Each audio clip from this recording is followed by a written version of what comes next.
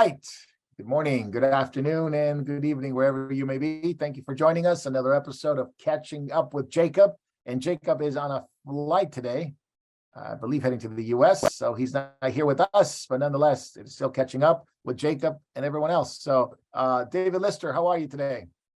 I'm doing well. Looking forward to today's catching up. There's so much news out there. That's right. So thank you for joining us. And we'll talk a little bit about your travels. You're away from home today. We have Jay, the real man in charge behind the control rooms. He makes it work. If it doesn't work, then you can't be on. So thank you, Jay, for coming on with us. Pleasure to see you guys. Amen. And way down under, and this Saturday, so the next day, he's way ahead of us as usually. He is ahead of us. Davey, how are you, brother? Yeah, doing pretty good, thanks, Steve, brother. Amen. Not only you're ahead of us in terms of time, but you're also ahead of us in what's going on in the world. Very, very good insight. So thank you so much for coming today and joining us. And as it were, we welcome all those who are watching, not only on YouTube and Facebook, but also on Moriel.tv, on Rumble, which is ever growing. And I guess Rumble is so growing so much that people have been joining there, that it's having some technical difficulties. So I don't know if we're still having them. Jay, is that true? No, we are running smooth on Rumble from what I am seeing. Okay, I think. And a big thanks to our good friend Jakaya, who is also known by, oh man, I can't remember his name that he on Memorial. Jonah. Oh, Jonah. Yes, Thank you, yes, Jonah. Thank you. Yeah, thank you, Jonah. Thanks for being with us. And lots of good stuff. People are going to Rumble. People are going to independent medias and independent websites like Moriel.tv and finding good Bible teaching as well as information what's going on in the world. So thank you, everybody, for joining us. There's lots of platforms you can join. And there may be more coming in the future as we don't know exactly the landscape of it changes so fast. Twitter used to be so bad. Now everybody runs to Twitter. It's become now the people love it for freedom of speech, and the liberals hate it because they're being no one censoring them, and they're calling them state media. So things change really, really fast. So stay tuned. A couple of announcements before we get started. David, you're on the road. Any information, Fellowship Drive number 2? Well, I'm in Greensburg tonight. We're having a meeting. The information of the meeting place is on the website. You can check that out under itinerary, and then also on Facebook. Then we have Be Alert Facebook, and so we're having a meeting tonight. Sunday we'll be in Baltimore at the Baltimore Open Door Church, and for a meeting at 3 p.m. And then Tuesday I'll be picking Jacob up at JFK, and then Wednesday we'll be in Philadelphia, and then work our way down 95 to Washington. We'll be in the suburbs and in a couple days, and then down to Richmond, and then over to Roanoke and to Bristol, and then final stop is Knoxville. So all around 6:30 meetings. So if you're not too far away, we'd love to have you, and you'll have Jacob there. So, amen.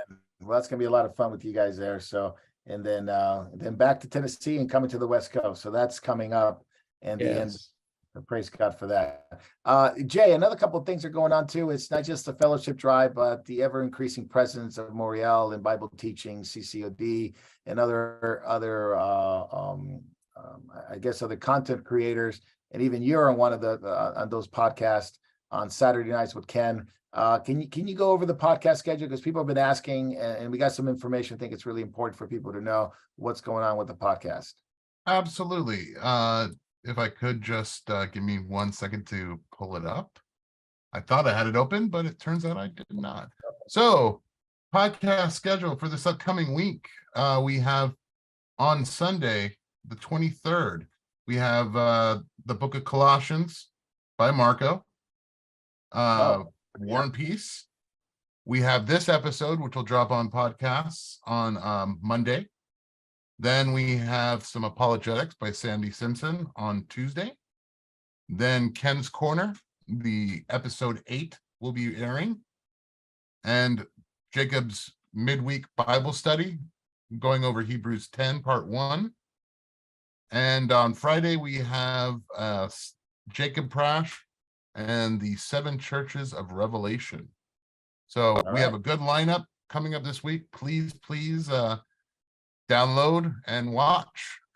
We're having some really excellent numbers, but we'd love for more of you to take advantage of having our podcast. For more, Yeah, you and I grew up and we were pretty younger when podcast came out. In your mind, I mean, how did podcast change the landscape? We went from radio to video, but there was just sort of this vacuum effect that all of a sudden podcast came on, audio podcast, and it just sort of took over. With famous podcasters and things like that. In your opinion, how does how advantageous is it to have podcasts in your arsenal, not only in your Bible teaching, but it also things that you listen to? For me, when I have to get on a flight, because a podcast has to be downloaded or can be downloaded to your device, you have something that can fill in 3, 4, 5-hour flights, which if you're stuck on a plane in sardine can seats they give you, it's invaluable to have something that takes your mind off of where you're at. And as far as just doing regular routine stuff, that you can only listen to music so much. I love listening to certain podcasts when I go for a bike ride. It eats up the time, and it's a great way to not only feed the mind, but also, take your mind off of what you're doing. Yeah, that's right. Not only, and it's really cool. I like you mentioned, when you travel, when you go on the road, obviously here in Southern California, when you're in traffic, a lot of times you just, you're just driving, it's mindless, but you just, you can have something to listen to, and of course, something to feed your soul. So you can take Jacob with you on a flight, in traffic. You're doing dishes, Jacob can do dishes with you. I'm sure he's pretty good at it. And he could be there with you. So take Jacob wherever you go, and take all the Memorial podcasts wherever you go. Jay, where can you find a lot of the information for the podcast? Where can they go? Oh, you can go to TuneIn, Alexa, iHeartRadio, Player FM, Podcast Addict, Podchasers, Pocket Cast, Deezer.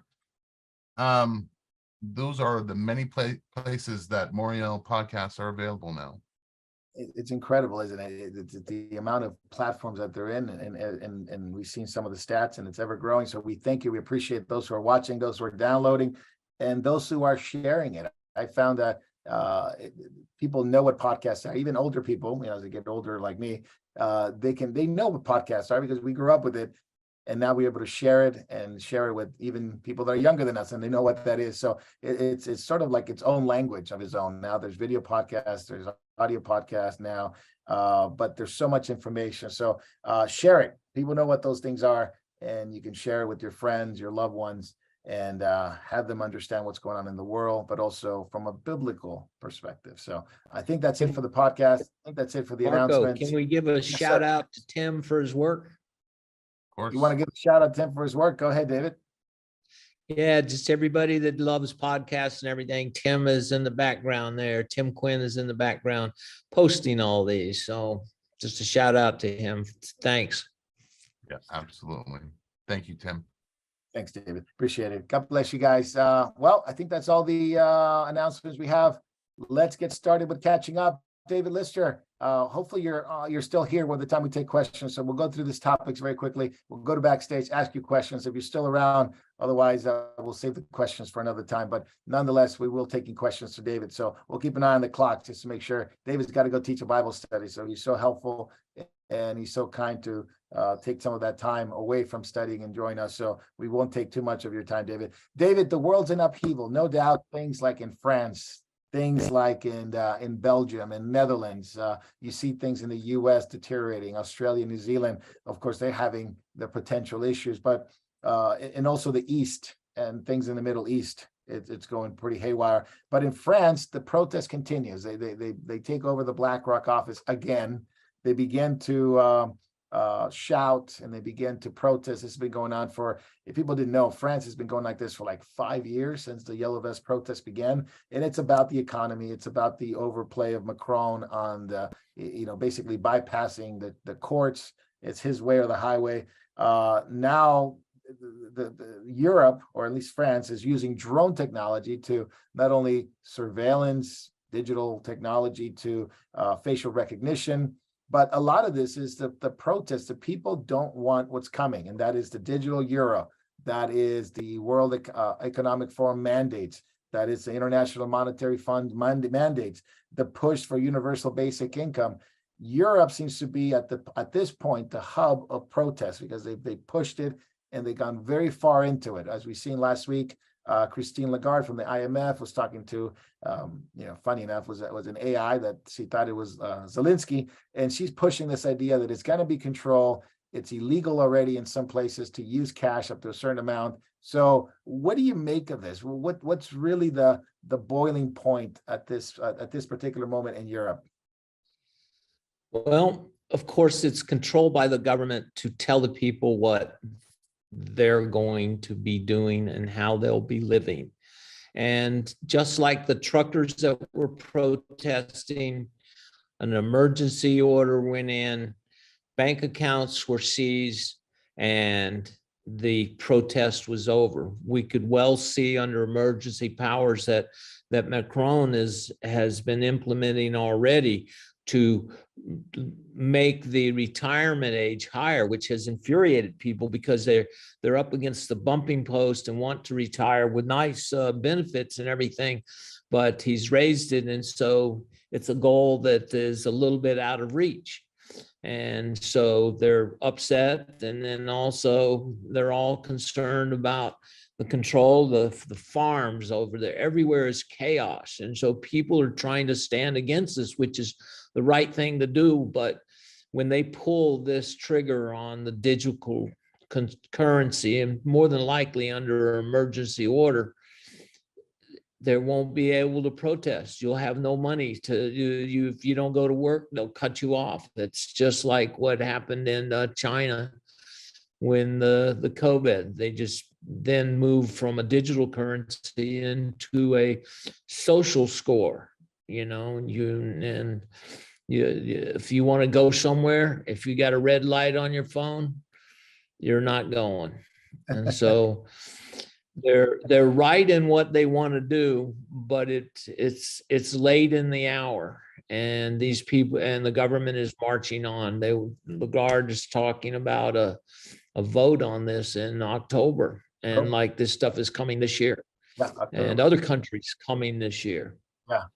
Hey, Jay, we used to watch dystopian videos and movies when I was younger. And you see these things coming along, and you thought, wow, this is sometime in the future, or maybe even just fictional stories, but it's here. It is here. The most bizarre remarks, as David was talking about, Christine Lagarde, it gave me migraines to just think about what she said. And of course, some people protest, but the majority of the world is just going like, well, they either say it'll never happen, or they will say, well, this might be good because I already don't carry cash anyway. So to a younger generation, what is cash? Is just a normal, just evolutionary process to what it's inevitable. It's just, we already carry cash. It's only about 10% of the physical currency that backs up and here in the States, physical currency is about 10% of the total economic growth and economic assets. So is this a done deal in Europe, US? It's just something that as Christians, we have to get used to the idea that it's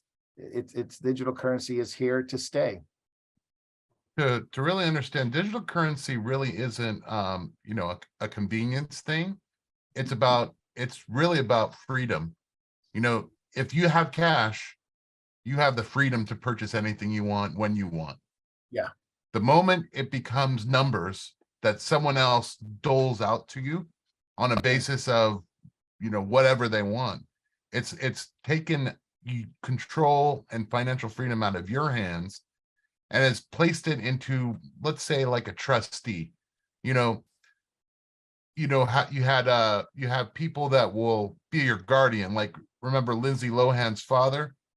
He would make sure he would manage the funds for his child to make sure that she didn't overspend, she didn't go broke. And in a lot of cases, these parents that were in guardianship over the child star's money ended up embezzling it. Well, Mhm. it's plain to see that the banks of the world already do that. The banks are financially irresponsible with your money. They keep less than, what is it, 1% on hand Yeah. now. Yeah. So, money is basically play money. So why not? You, Right. you're not gonna own nothing, and you're gonna like it. Yeah, and that's really what they've said, and over and over again, and people thought it was just sort of hyperbole, but I think they really mean that. Lagarde said, this is about the Eurozone, that the Eurozone cannot possibly go bankrupt because they simply can print as much money as they need to. Speaking of Lagarde, real quick, have you ever noticed, Marco, with Lagarde and other people who are the head of these banks that are pushing this digital currency? They're people you would never want to talk to about technology and the internet. In fact, they would probably call it the interwebs, and they probably, well, don't I need a AOL disk to be able to access my money? Yes, and here's Microsoft 3.0. Right? Yeah. Yeah, you're right. You're right. It's the most bizarre. People that are making the laws, people that are passing these laws, have no clue what's going on, and no clue what's going on, either what the Web3 is about anyway. So in plain English, they can never run out of money because they simply can print it. This is like what the Federal Reserve said here. We can print into infinitum. David, the Federal Reserve has been printing money for a long time, but in the last 3 years, they printed 3 decades worth of money. I mean, it's just unbelievable that they could do this, not just in the Eurozone, not just in the US, but it was true of Australia, New Zealand. It was true of the major G7 economies. I mean, it's irreversible, don't you think? I mean, the amount of money that they printed.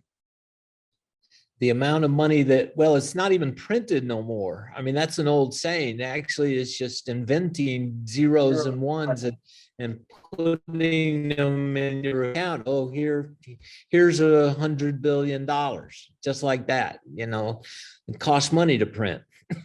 So it is, and the ability to think that they can produce wealth out of nothing is going to be the ultimate downfall of all of this. Because one day somebody will say, well, there is no wealth, and people will lose faith in the system. That these people believe they're making a world where they can be like Star Trek. Everything is perfect and wonderful, and you can make food out of nothing, and digits and things like this, and all sorts of spacecraft and everything, and everybody is evolved upwards. Well, it seems to me everything is devolving downwards, and that's where this is taking us. It's to enslavement. They'll be able to enslave those that have little or nothing. And it really doesn't matter in terms of like, what they printed or what they actually have in their accounts in terms of zeros and ones. It's almost irreversible to say that people can pay that off through taxes. So they have to do something about this. They can't just, the debt will continue to go astronomical. The value of the currency, or whatever we're going to call it now, it's going to be completely worthless. Yet you're going to need it in order to kind of survive within some kind of system. And also remember, because of all this debt, when you have cash, like Jay talked about, you can buy something and nobody knows about it, and you have that freedom, to buy, extra grain, maybe chickens, maybe whatever you want to buy, and they have no control over it. You could go to your neighbor and buy some chickens and eat and feed your family, and the government doesn't know about it, and there's no tax on that transaction. So if they make everything digitally controlled, everything will be 100% taxed. So because a black economy doesn't bring in money to the government, and the government needs more and more money because of all these crazy programs they're doing. So part of it is to make sure that we pay tax on every transaction we do. Could be a transition tax. They'll invent new taxes for taxes. You know, the Beatles were right. They'll tax your feet for walking down the sidewalk. Jay, isn't this the scary part? The idea that you have what we could possibly call it a UBI, universal basic income, just really staring right in the face, meaning that with technology advancing, and there won't be need for people to work as much. What do you do with the whole population that can't work or won't work or got used to not working because of what, here in the States, we've had that. Other places had the same thing. I'm sure in Australia had the same thing, that people got used to a soft version of a universal basic income. So it fits both ways, doesn't it? Well, taxes have always been the harshest on people who are most productive. The tax code basically penalizes efficiency and hard work ethic. But with a UBI, you have something different. You have something that's basically designed to make sure that the accumulation of your good choices, such as savings accounts, such as investments, they're meaningless.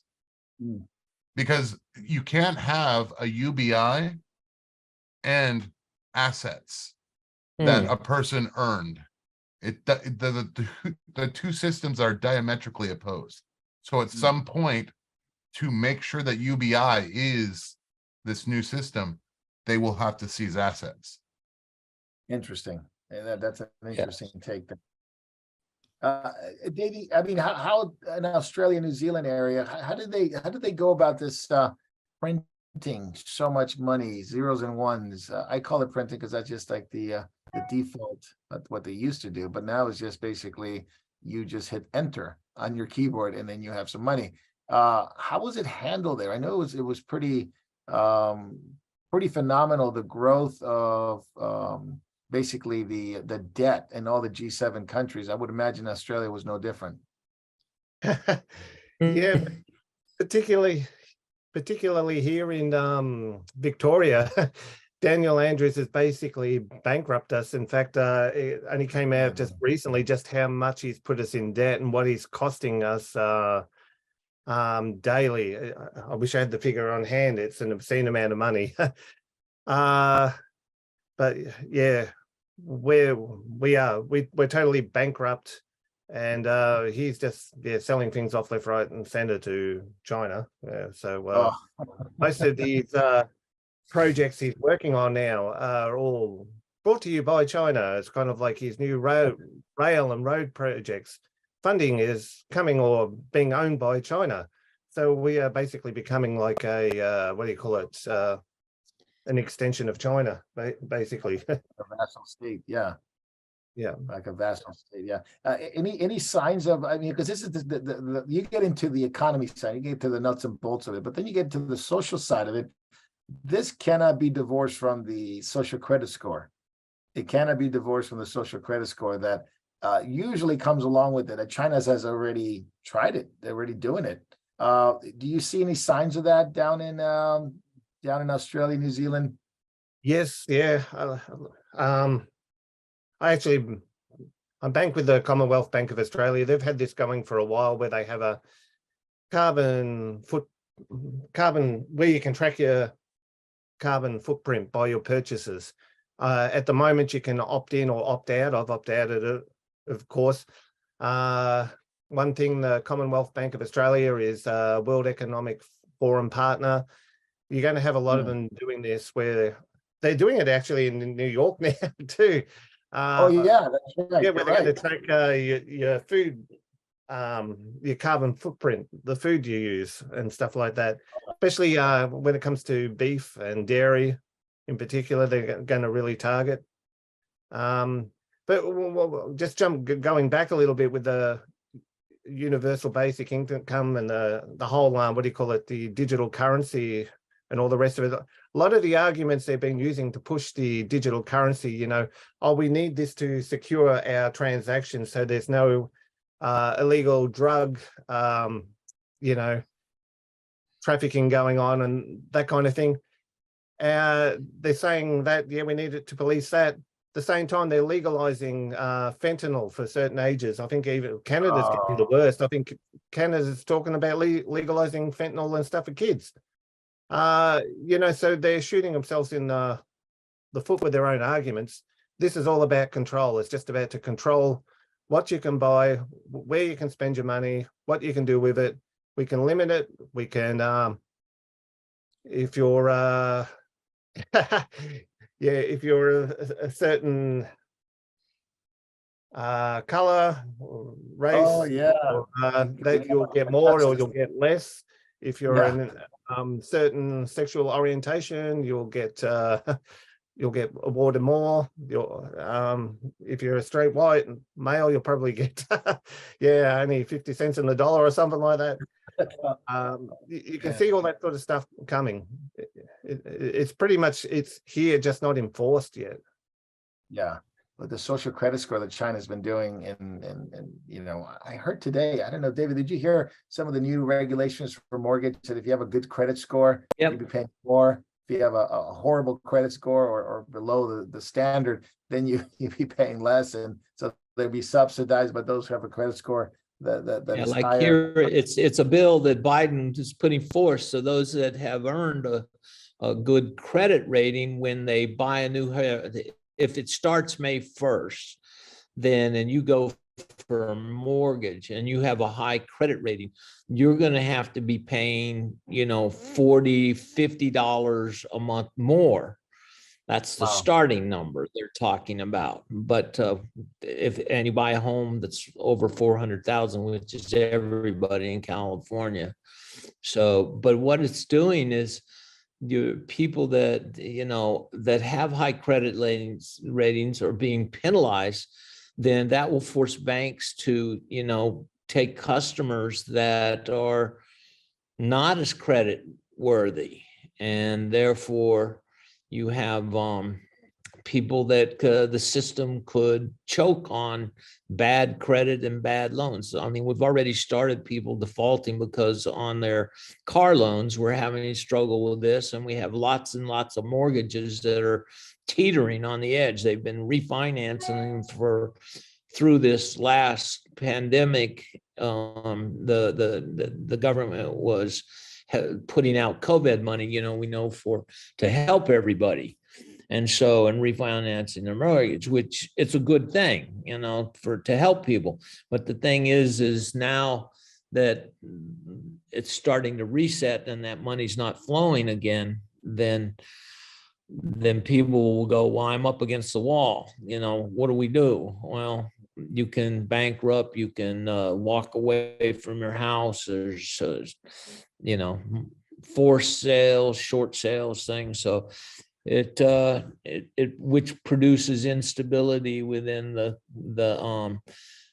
mortgage market, the houses, and so which hurts all Western economies. Yeah, no doubt. Fannie Mae, Freddie Mac, anyone? Yeah. What about these bills, the S884?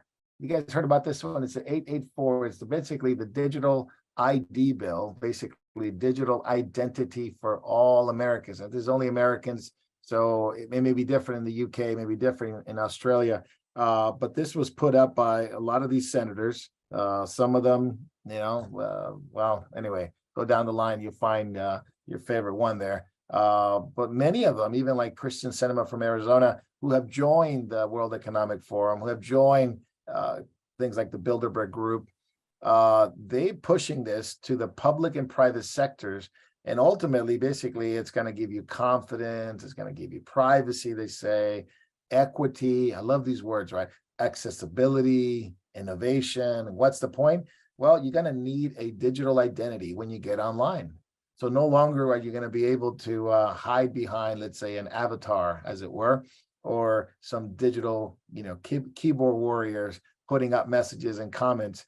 It's going to have to be digital identity, like a driver's license, like anything else that we have a license for, and it's going to bring digital solutions. They say, well, this is going to be a mess. Political, down the aisle, both parties are involved in this. So, sounds like a trap. This sounds like it's going to be massively intrusive. And now to get on the internet, you're going to know exactly, the government will know exactly who you are and what you're doing. Yeah. They already know.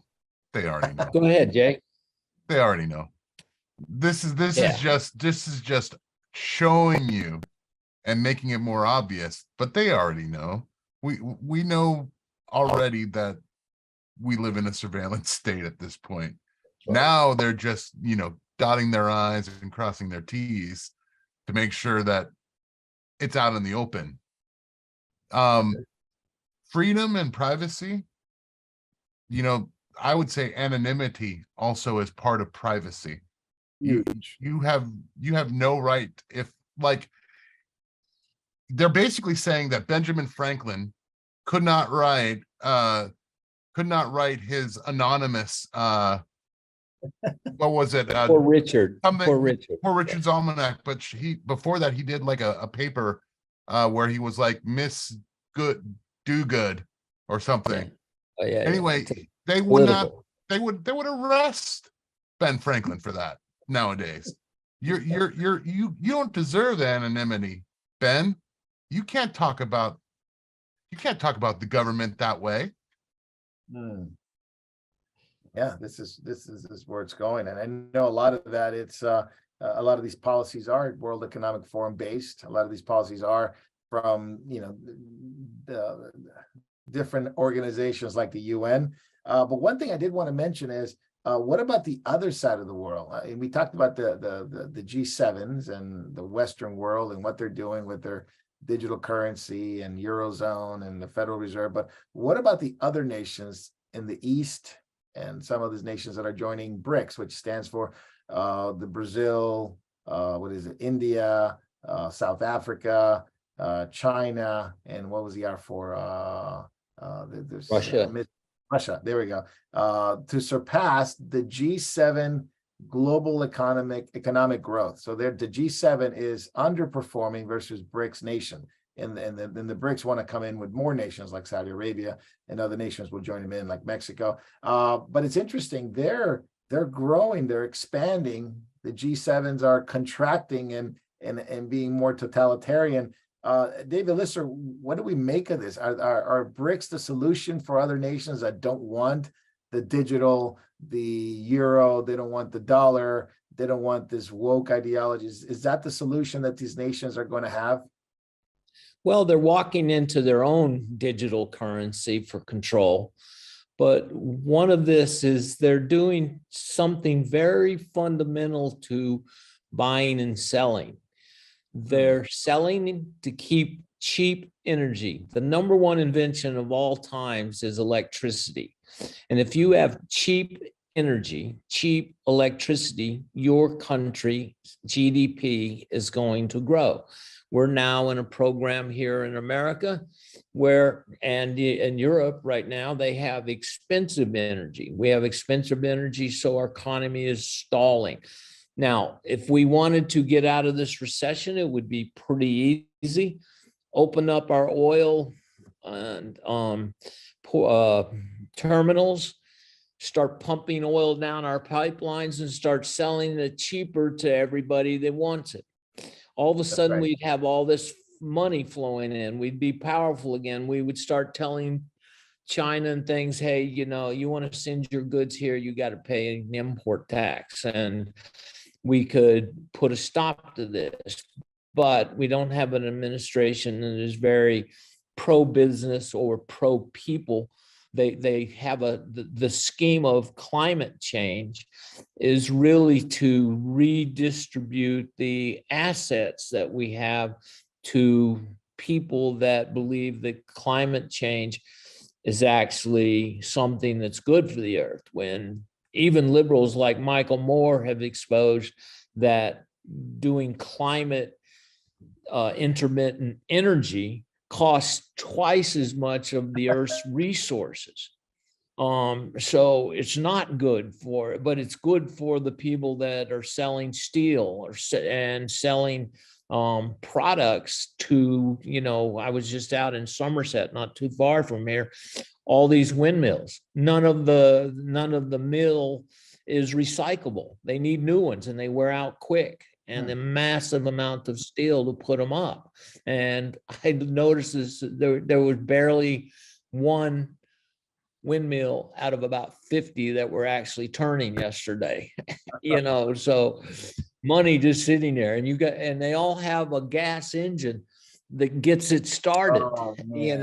So, Forget yeah, it. so these things are just a scam to use more money and to transfer wealth to the ultra rich. So I'm sorry, I think Christians should be, we've been given dominion over the earth. We're supposed to take care of it. I'm not saying I don't want to take care of the earth. I think Christians, we should try to take care of the earth and try to leave it better.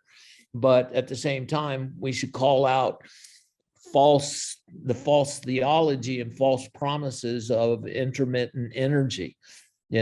Texas is going to build a whole bunch more battery storage places to give them, I think, 5,000 as much storage capacity, which will gain them 30 seconds of storage capacity for their grid.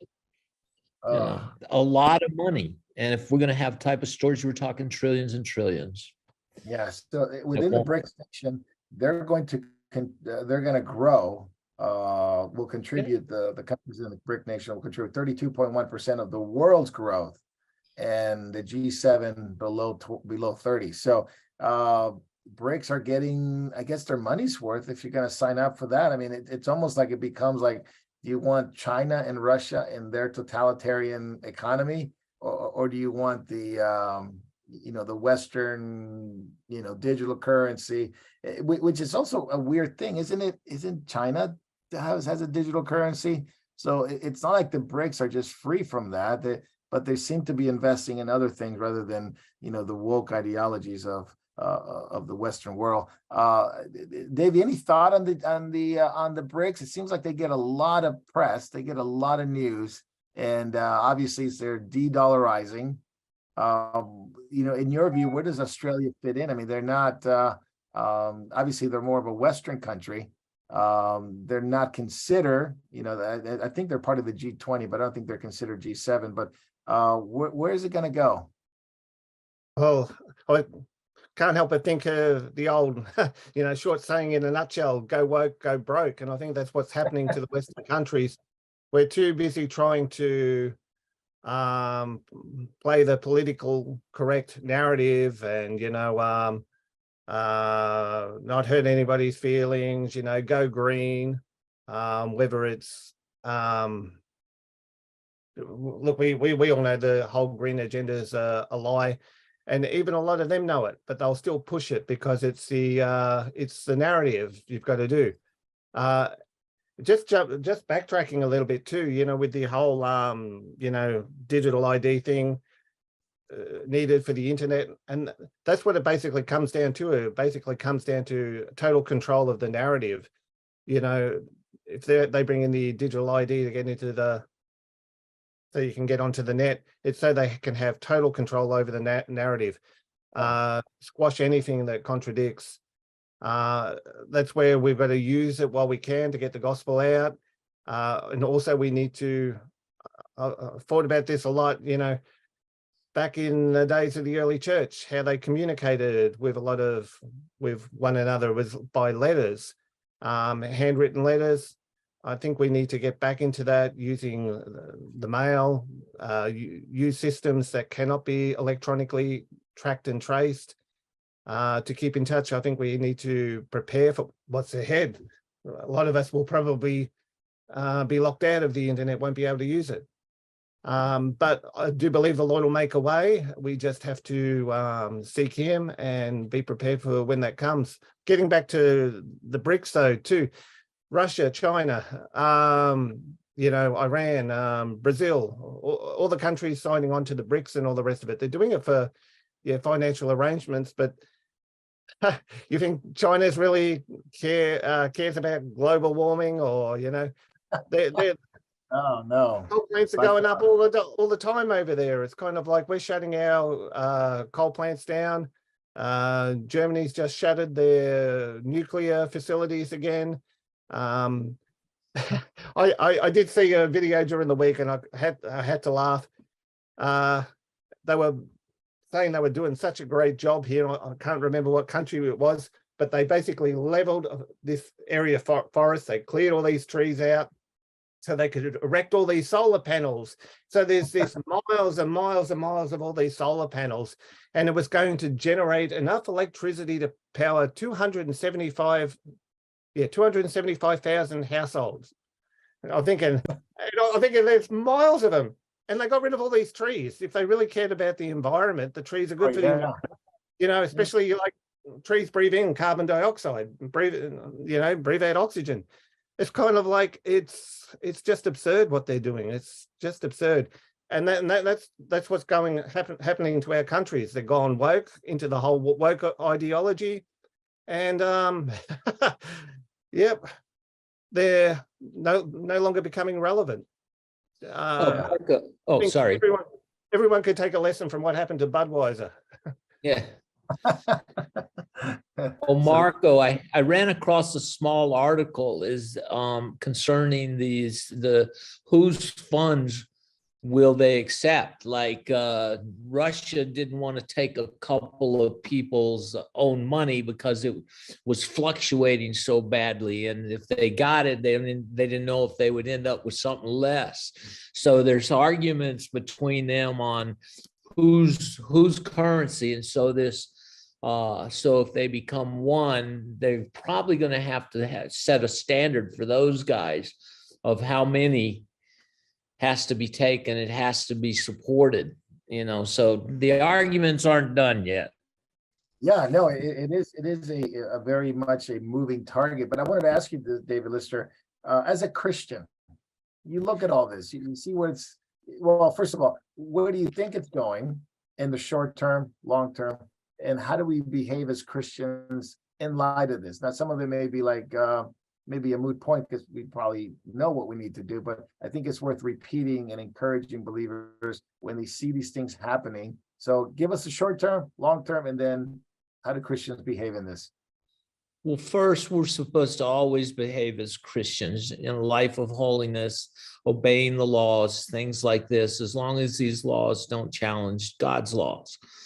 And we are to be citizens of heaven and not have we're supposed to hold on to this world loosely, because they're going to force us to try to accept the world system, but we're supposed to not accept their system. So if they force us to start taking, you want to be on the internet, you have to take this identifier that controls your life.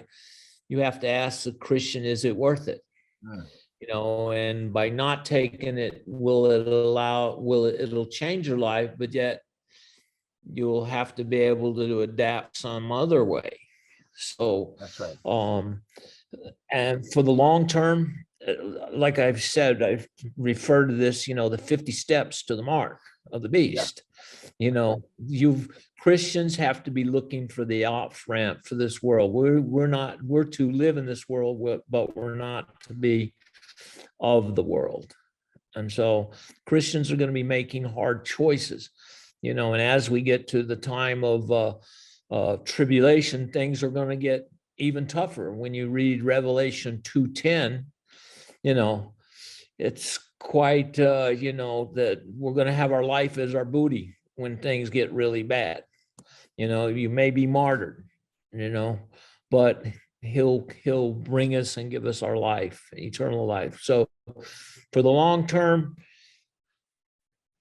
start living a life of holiness and loving people and doing the best you can and trying to be wise in God's word, try to be wise in how we're going to live in this new world order that is nothing but the old world order of sin and death being amplified in our day, on the order that is hurting children, hurting people, and turning people against each other. No longer are people going to be equal. And so they'll want to, so just be humble, learn of the Lord, and be ready to let a lot of things go out of our lives and try to find a way to live a godly life in Babylon. Yeah, and I guess in a very simple terms, seek after the kingdom of God. That's right. And righteousness, all these things shall be added unto you. Seek fellowship. Seek to be with believers like what you guys are doing down there. And I wanted to mention this, just, and then we'll go into Israel. It's creepy, and I know there's some believers that watch in the UK, and maybe now or maybe later, but I don't know ultimately what's going to happen. But on April 23rd, they're having this emergency alert system on every mobile phone, and it's been expanded to every territory in the UK. So what could it be? We don't know. It's just an emergency alert system. And I think some believers were warning us a couple of weeks about that. So I looked into it, and it is true, April 23rd, 3 p.m. UK time. It's just basically getting people used to an emergency situation, state of emergency. It could be a natural disaster. It could be some virus. It could be, I don't know. It could be a war. It could be get to your shelter. I don't know. I don't think anybody really knows. But it is interesting, as David mentioned, about keeping us in a state of emergency. That is another step toward that. Oh no, this is happening, and this is happening. So you're always in a panic mode. And I think the words of Jesus, really bring Christians to that reality. Pay no attention to what they're saying. Listen to me, said the Lord, trusting what the Lord has said in his word. You don't have to be afraid of this. There are some scary things, don't get me wrong, but we're not to be afraid of these things. So the world's constantly putting us in a state of emergency and panicking. And I've seen it, Davey, you've seen it in Australia. When Christians panic, what they did, they scattered. They didn't stay together. They didn't continue to encourage each other. They fought with one another because of that state of panic that the world put them in. And so now looking back, and history is a great professor, a great teacher. Looking back at it, we can say, yeah, we could have done this better, could have done that better. But the Lord used it in preparation for what will be coming. And we'll talk about that more. And by the way, those who are joining us and watching us live, thank you for joining us. David Lister, Jay, and Davey are here. Jacob's on a plane. He's coming to the States, so get ready for that. But also, we want to let you know that we will be taking questions on Backstage, so start getting your questions ready. We talked a lot about the economic system of the world, what's going on in France, Europe, and the BRICS nation. The future digital ID that's coming, especially in the US with this new proposed bill. And so we'll be taking those questions at the end and Backstage. And we got to get Davey out because David's got a Bible study to teach. So we want to make sure that he has plenty of time to get there, and we appreciate his time joining us here. Still got a half hour. Yeah, David, Israel. Talk about Israel in a minute. Naftali Bennett used to be the Prime Minister of Israel. Artificial intelligence is going to be a big part of the defense of Israel. And what he's talking about is the many enemies that have surrounded the nation of Israel now. It's open discussion now about the IDF utilizing AI to protect not only the Iron Dome, but also to have more prudent tools in order to prevent these attacks from coming in. So they have AI strategy. There's also the clashes at the temple area, Hamas and Fatah supporters going at it. You have Gallant, which is basically the defense minister, saying, we can be facing a multi-front attack. All these things, David, just unpack it one at a time. I know you're strapped for time. I'm going to unpack it a little bit, talk about Iran, and then we'll make some comments along the way. Yeah, well, Iran is doing what Iran always does. It's spreading terror, and it sees Israel as the greatest threat to the Muslim world.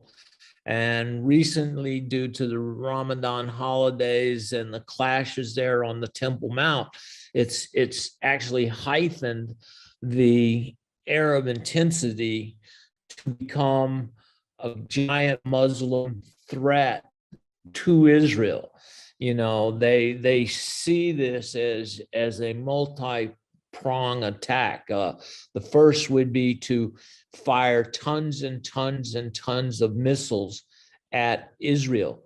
And they know that Israel has a limited amount of Iron Dome missiles. They suspect they'll be done within 2 to 3 days. And then the skies will be open for shooting even more and more missiles. Iran has been supplying drones, so it's not just going to be rockets this time. It'll be missiles. It will be guided drones. It will be whatever they can throw at them. And then, as soon as that's going, the second they'll start doing attacks on infrastructure and to the internet, denial of service attacks, all these sort of things, by trying to shut down the air bases of the military, trying to shut down the communications. And they know that Israel is struggling right now with all these protests. And so if they do an attack, all of a sudden they're going to have to call up reservists, and it would take a week to get that even kind of to a place where they could start a defense. So they know if this comes good, is if this all starts going along and they've got this cyber attack going on, you know, computing, electricity will be going down, buses will quit going down, communications will go down, roads, they'll attack roads and infrastructures. And then after this, you know, they're talking about all these brigades of soldiers coming from every direction, which Israel will not be able to handle. And so it'll be, that's the plan, is to overwhelm them. May God grant Israel the wisdom to withstand this. And as to the hope of AI running their military, look, if you run out of ammunition, it don't matter how smart you are. You ain't got bullets to shoot and bombs to throw back, and you can't get your planes in the air, and you can't communicate. Well, you know, there's not a lot you can do. So they're trying, Israel's trying to be ready. Let's hope they can withstand something like this, and may the God of Israel stand against all these that come against Israel. He is their hope. That's right, no doubt. I think there's a lot of, I was reading this article, and it just seemed to be like a lot of information that was related to AI, as if that was their, you know, their hope is that the AI will work, and all of their hope is on that, but their hope is in technology. Their hope is in their armament, the power that they have, and nonetheless a very powerful nation. But I think when you read scripture, there is a point when Israel is overwhelmed by their enemies, and only the Messiah can come and save them. And I think that's the part that you know, one of their kings, you know, David, wrote, "Some trust in chariots, some trust in horses, but we will trust in the name of the Lord." Every time Israel relied on their horses and chariots, they've always had this problem and defeat, and God gave them over to their enemies. Then they turned back to the Lord and they repented. But we're talking end of the age scenario, when Israel has to rely on the Lord, but they're in the land in unbelief. They're in the land in unbelief for the most part. For the most part. So we have clashes of Fatah and Hamas, but there's also some deals going on with some of these terrorist countries, with Iran and Saudi Arabia. You want to talk a little more about that, David? Yeah, Hamas is actually over in Saudi Arabia trying to make a deal there, you know, so they're negotiating now. You know, there was, I think back in, hopefully help from my memory, but I think back in 2019, Iran was able to cause great damage to when the Abrahamic Accords were trying to get signed. They were attacked by drones and missiles, and it hurt their oil infrastructure. So since America is not willing to intervene, to the Arabs, they say, well, they're going to have a war over in Taiwan. They're going to have a war over here in Ukraine, and America is blowing all their ammo on Ukraine's defenses. So they're not going to be able to help. So this is our time, you know, Yeah. so Hamas is making a deal with Saudi Arabia, and Saudi Arabia says, look, I'm not going to hearken to America anymore, because they're unreliable, and our administration is not. We're in a bad shape. America is in bad shape, which means the West and the world is in bad shape. May God help us.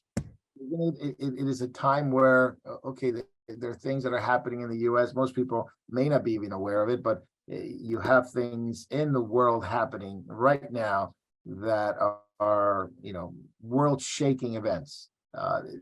Just because they don't happen now doesn't mean they won't happen later. But you have things in Israel like Hezbollah, armed to the teeth, ready to go in the north, Hamas in the south, Syria, Iraq, the Houthis in Yemen. Obviously in Gaza we have Hamas and the Islamic Jihad and stockpile of basically capable of reaching central Israel. And we haven't even counted what Iran is able to do with their drone technology, which is far more advanced than people give it credit for. They were selling drones to Russia, Russian technology, drone technology to Russia. So this is, as to quote Jacob, this is quite a thing that's going on there, and yet very little attention is given. I know the problems with Israel are, they were difficult. There still are within the judicial reform, and they're in a weaker situation now because nobody really, not everybody, but there's quite a bit of people that are against their government right now. Netanyahu's extreme Orthodox regime, and it's in the judicial reform, not very popular within Israel. So they're at a weaker state. The U.S. is in bad shape. It's just like a scenario where none of the allies can help. Israel's on their own, and they have to fight their enemies. You can see it's very biblical if you go back to the Old Testament, a very biblical time. But yet we're living through 2023, and it's quite different than it was back then. And yet it's the same, isn't it? Quite different, but it's the same. Rely on God. Being in Jerusalem, where the enemies came right at the gates, and God promised that they wouldn't destroy Jerusalem. We're at that situation. Jay, any thoughts on Israel? I know we keep track of it, and I know Jacob was in Israel. We wanted to get him on and talk about what he saw, what's going on there, but we couldn't do it. Any thoughts on what's going on there? I do have a singular thought. The Bible says that he will make Jerusalem a heavy stone, and it will crush any nation that tries to carry it, I believe is what it says. And I'm thinking right now, China is trying to carry that stone by bringing together the Saudis with Iran. They are now putting their foot into a pool that they've never been in. So I wonder what the ramifications for China are going to be when the Lord turns to them. Yeah. I'll just back that up a little bit with Jay too. It's just kind of like, I was just reading, I think it was only yesterday or the day before, that China wants to be a broker of peace between Israel and the Palestinians, and is taking a very pro-Palestinian stance. The article I read was very demonizing and very hard on Israel, basically saying it's all Israel's fault. And so that just reinforces what Jay said. Wow, the same thing. Yep. Wow, the same thing that other nations have accused Israel of, and the UN, of course, have been at the forefront of that. Now it's China's turn. That is an interesting thing. I didn't think about that, but it makes total sense. China and Russia will be calling for peace after this starts. Let's have peace. Let's have peace. And if the war's over in 2 weeks, there'll be peace.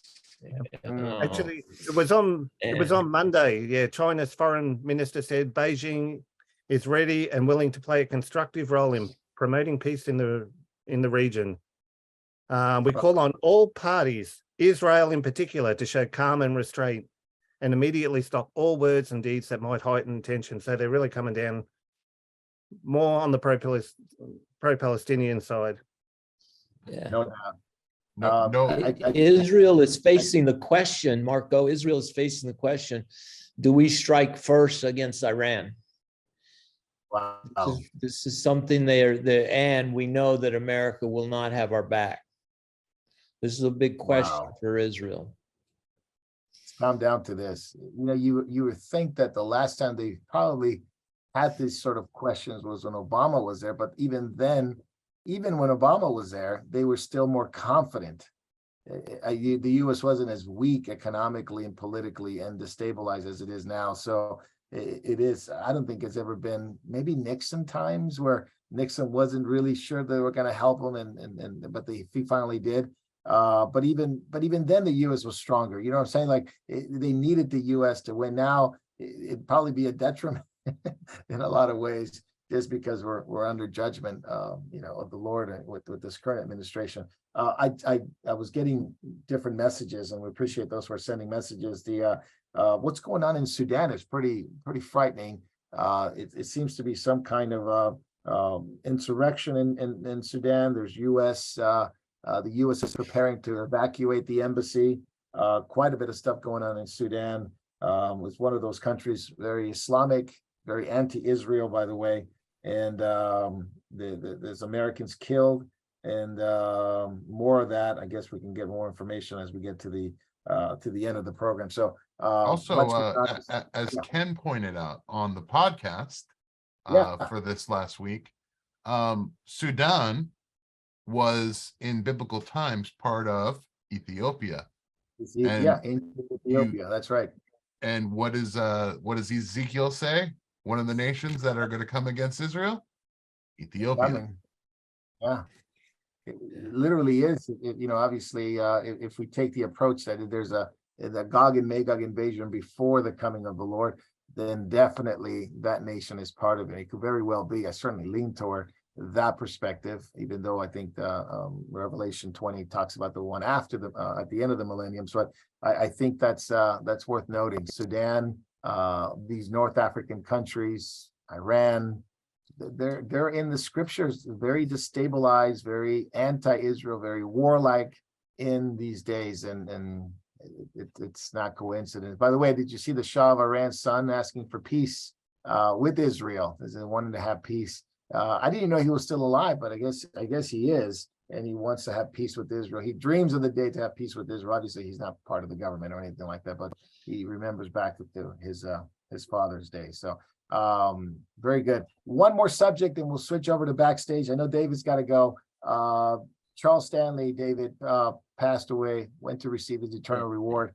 And 91 years old, former president of SBC, pastor for a long time in Atlanta, retired in 2020, which was, I couldn't believe it. I had to double check that date. He retired in 2020, which was quite a bit of run from his early starts. I think he started in the 60s to correct me if I'm wrong.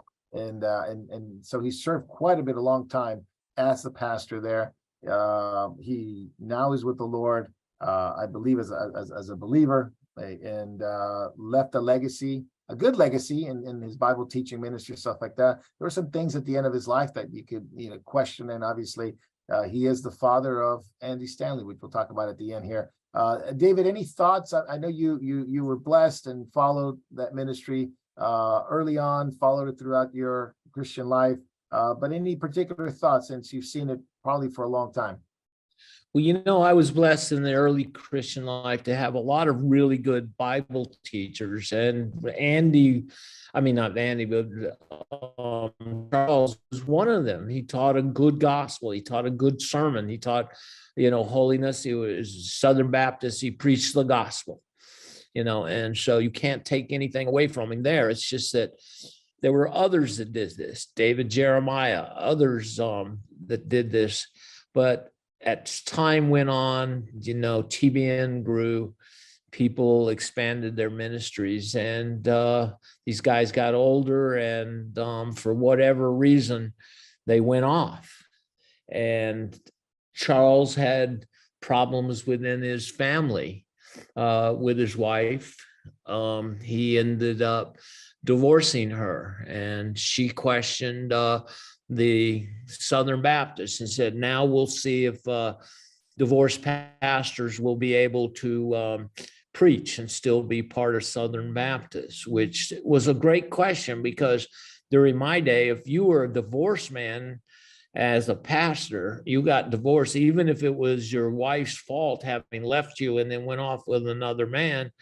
Even if you were innocent, you were not allowed to be a pastor in Southern Baptist. So the rules did change, and that fell away. But then the Southern Baptist has gone even farther now, as now they think we should be advocates for the LBQ plus minus. I can't keep up with all of them, but anyway, that. And then speaking of Andy made a statement. Now, of course, he loved his mother, and he said that the reason that they divorced was, and so this is only one side of the story. So it said that Charles loved the ministry more than he did his marriage. And so his first covenant was with the Lord, of course, but the next was with his wife, and then the ministry should have come behind that. And so if that was the truth from Andy, then yes, he should have got his life back together in his marriage. But then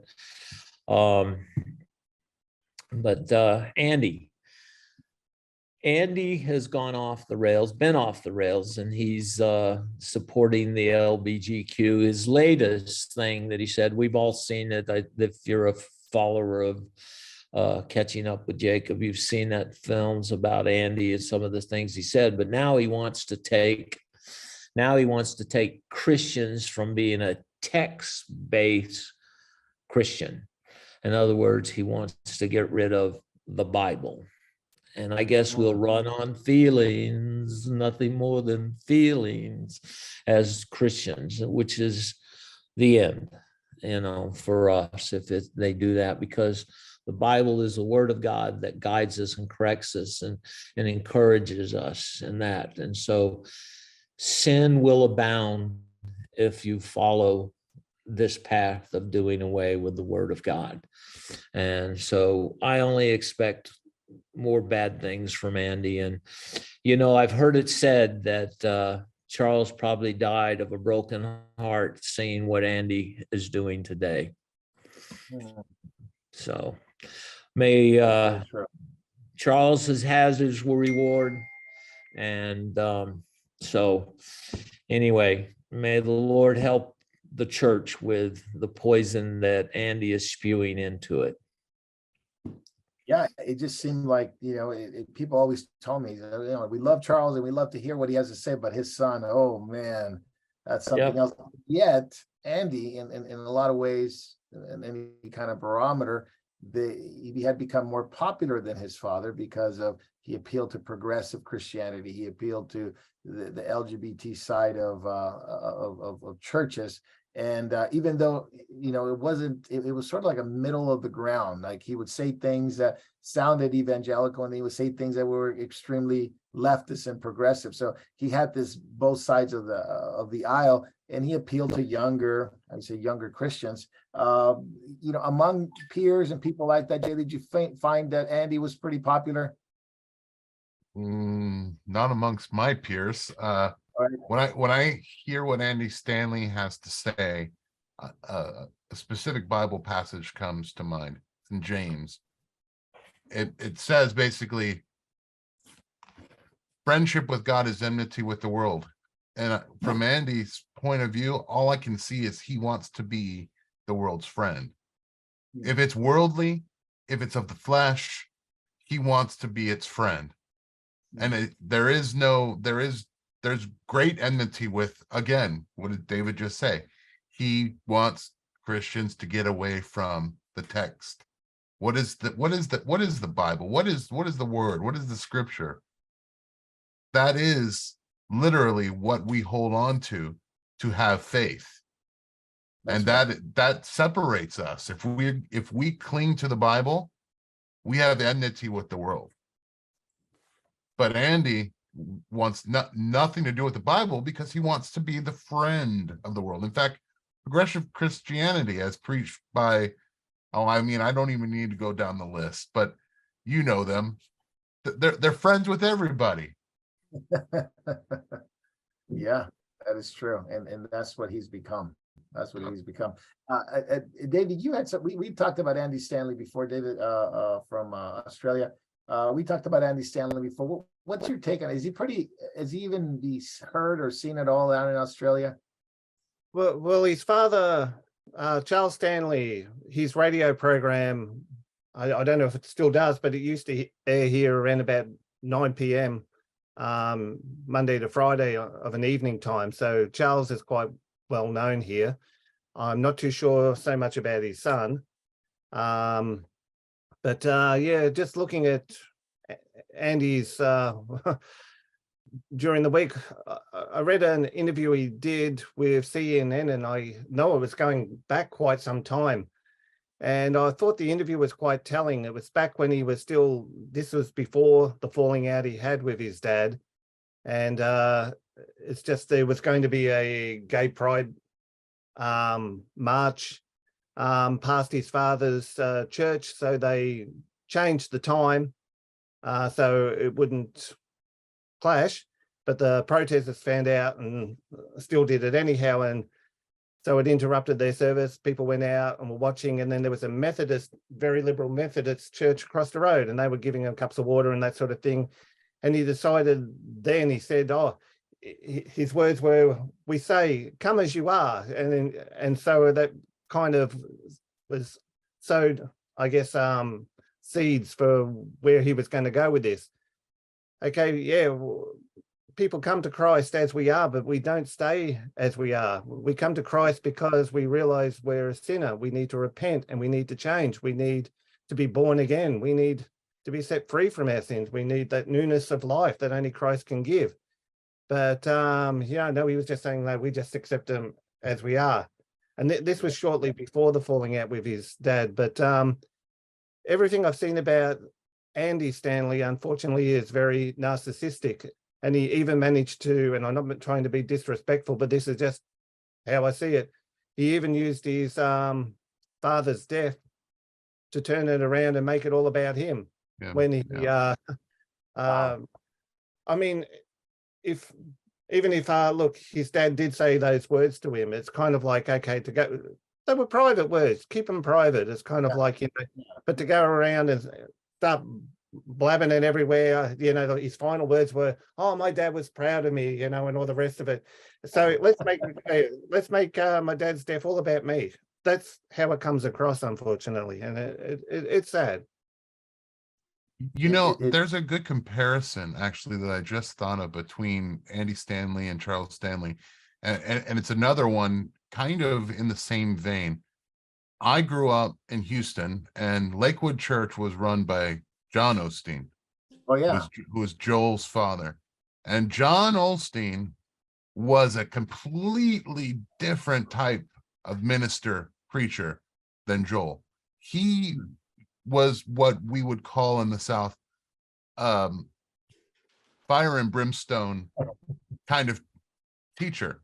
He had the love, he talked about Jesus, he talked about the gospel, but he did talk about returning from your sins, having to repent, and the problem that sin causes in your life.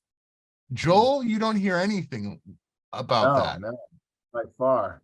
So it's like it's funny because you had the father who was pretty straight. In fact, it's kind of like an Eli thing. If you think about it, Eli was a good priest, except for he couldn't control his wicked sons. That's right.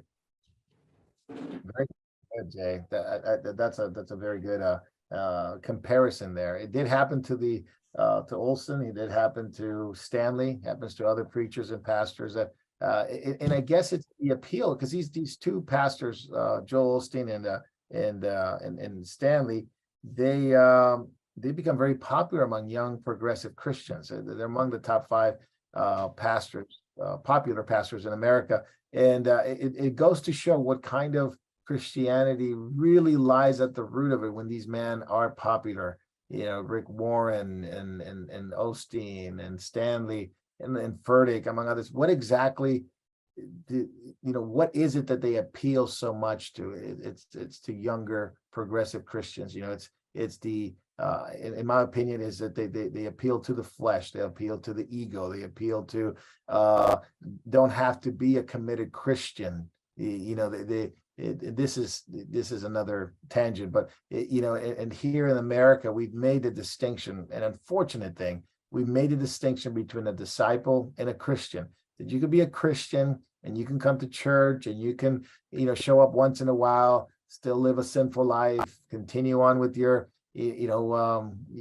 issues or your habits and never dealt with them. But you made a prayer, you go to church, maybe you give, and so that counts. But then there's this other category called disciple. That those are the real godly people, the real committed people. These are the people that that follow Jesus, and so you can aspire to that, but you don't have to. That's maybe for pastors and leaders. You could just be a regular Christian, live with your girlfriend, smoke some pot, things like that, and you can just be that. And so we created this idea that the disciple is such a high calling that only a few people have, and you can just stay as a normal Christian and follow these men and still go to heaven and still be saved. And so they created this tier system where you don't have to be a disciple. That's for real, committed people. Everyone else, we're just regular Christians. And the New Testament never makes that distinction. It's always a Christian is a disciple is a Christian. But I guess the appeal of these men has made a very lukewarm type Christians. And the fact that they're very popular, top 5 in America, makes you question, makes you think where we are as Christians in America, if that is the barometer of who we listen to. And I say we as in corporate Christianity in America, but I would say you hit the nail on the head. Andy Stanley, Joel Osteen, Stephen Furtick, they're selling Christianity. That at the end of the day, that's all they're doing. They're making it consumable for the masses to consume, while as committed and concerned Christians want you to be discipled. They want you to hide the word of God in your heart. And that if you do that, you're going to change. But if you buy into, I said the sinner's prayer, I got a little bit of water splashed on me, I'm fine, Jesus loves me no matter what I do. Again, you're being sold a bill of goods that your eternity, I don't think, is going to catch. Yeah, you're absolutely right. I remember, I think it was a long time ago, but it was, remember, first time I didn't even know Charles had a son. I just didn't follow through with a lot of things at that time. But I remember him talking about the Enneagrams, which is basically like a personality test. I don't know if you've seen it, but they did this at their church. This is how they qualify leaders. This is how they qualify gifts of the Spirit and where you function in the ministry and things like that. I was like, Enneagrams, isn't that like some kind of psychology, new age ideas? Looked it up. Yes, true. Completely. Yeah, how does that fit into a Christian church? I mean, we can ask these questions, but at the same point, I think I'm a good leader. It has no relevance to what you've accomplished. What merits you to be a leader, it's usually being a leader. But right. No, I took a test and the test said I'd be a good one, and I feel like I'm a good leader. Yeah. Well, we got plenty of congressmen that feel like they're good congressmen, and we know better than that. Yeah, incredible. I mean, what happened to the anointing of the Spirit, the calling of a man or a woman, in different ministries, and the being tested and enduring the trials that you face as a leader, and then moving forward and still be committed to Jesus. No, this is about, I think it's what, 9 strategies, of your psyche and fear and desires and all this stuff. It's, you want to pick a Saul, to put it in biblical terms, you're gonna get a Saul based on these tests. You want to have a Saul, then you're gonna get a Saul.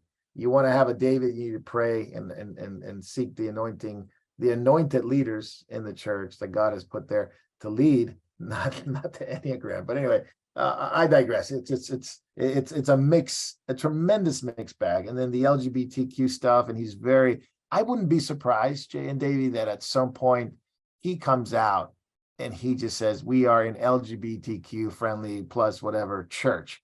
He hasn't come out and said, he's done it through, indirectly. I would not be surprised if he comes out and says, look, this is who we are. Let's do it, because the winds are moving a certain direction. And once he draws that line, there is no line, which is, we'll talk about that a little bit more backstage, but it plays into what is beyond the LGBT agenda. What do we have to accept beyond that? That's right. Andy Stanley will be right up to the plate, I'm sure. If he's accepting LGBT agenda, transgender agenda, the next one he'll accept is, Christian transitioning. Yeah, could you imagine? Yeah, it's almost seems to be the natural progression toward that. So, all right, we're going to go into backstage. So I know David had to go. He's preaching, so pray for David. And we're going to switch over to backstage. So we're going to jump over to Rumble. We're going to stay on Rumble. We've been on Rumble. Memorial.tv, Telegram, Vimeo, the normal ones. The ones we're jumping out of, YouTube and Facebook. So join us on the other platforms.